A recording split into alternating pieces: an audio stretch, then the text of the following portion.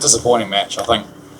A very challenging surface in the first innings. I think we've seen most teams batting first in the morning games struggle a little bit. So, very difficult surface to get going on. And I thought 150 at halfway was a good score. And then we just couldn't really string sort of consecutive good overs together.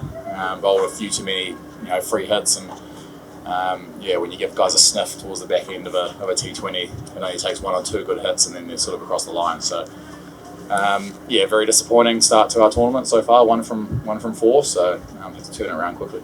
We're going for too many runs. I think the batters have done a decent job. I think as I said, it's a challenging surface. It's not a free-flowing wicket, so runs are quite hard to come by. But having said that, we've scored 3 or 4 reasonable scores, but haven't been able to defend them.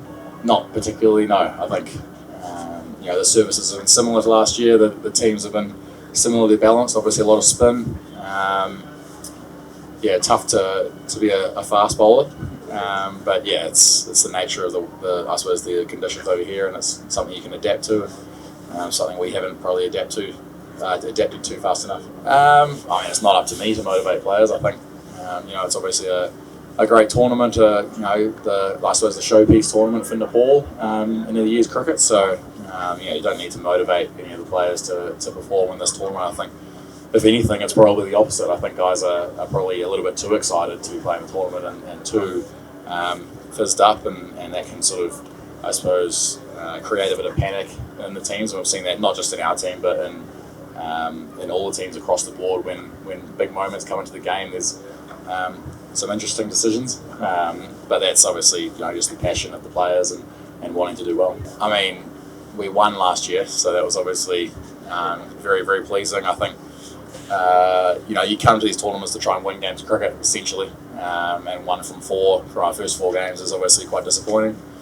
We're not out of the hunt for the playoffs yet, especially with 2 teams at the top of the table sort of running away with it. There'll be an opportunity for those next 2 spots within sort of the next week or so. So if we can turn it around quickly, then there's a chance to make it to the knockouts, and then anything can happen from there. You can look at the points table. That's where we are. Obviously 3 big games to go. If we can win probably 3 from 3, then I think we'll be in the hunt for the playoffs. And then once you make the playoffs, anything can happen.